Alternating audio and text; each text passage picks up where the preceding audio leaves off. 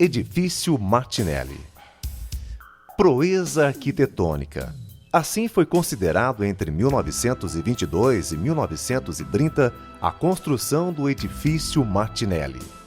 No início do século passado, prédios de 9 ou 10 andares existentes em São Paulo eram considerados arranha-céus, e a proeza arquitetônica adveio quando o italiano Giuseppe Martinelli resolveu construir um edifício de 30 pavimentos, todo em concreto armado e de alvenaria com tijolos, na cidade de São Paulo. Sem dúvida alguma, uma verdadeira proeza daquela época, que para quebrar o medo de provar que a construção era segura, o comendador Martinelli resolveu construir um verdadeiro palacete no topo do edifício e acabou indo morar lá, promovendo festas suntuosas para a nata da sociedade paulista dos anos 30.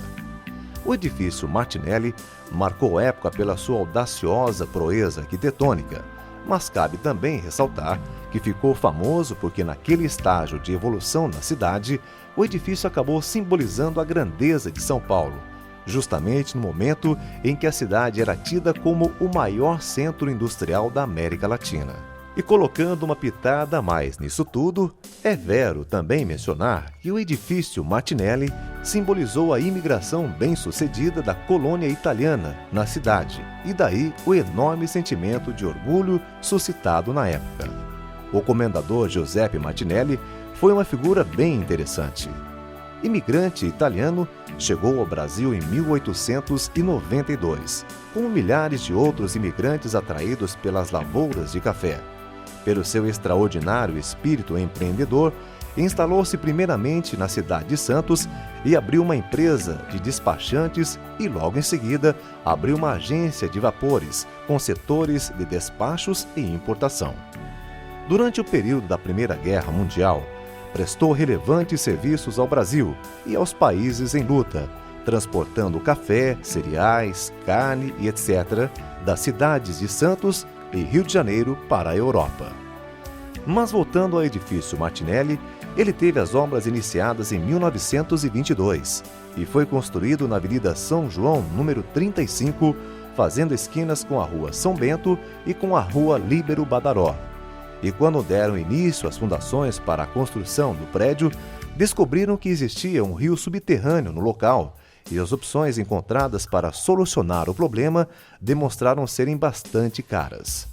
A construção demorou 8 anos e a empresa responsável pela construção do edifício não teve como prosseguir com a empreitada e acabou pedindo falência.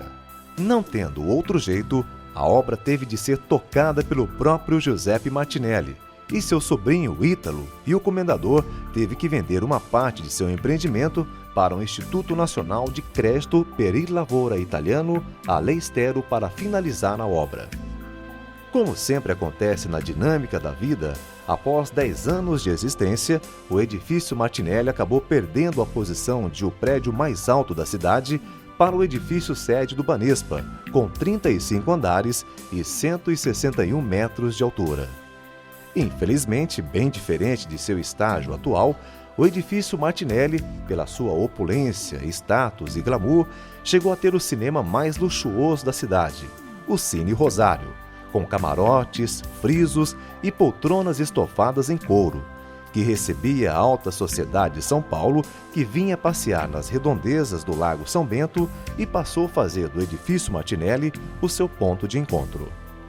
Naquela época, aos domingos, era chique vir ao centro para assistir à missa na Igreja São Bento e, na saída, fazer ponto na confeitaria Brassarie Paulista, que ficava na Rua São Bento, esquina com a Praça Antônio Prado, e ir ao edifício Martinelli.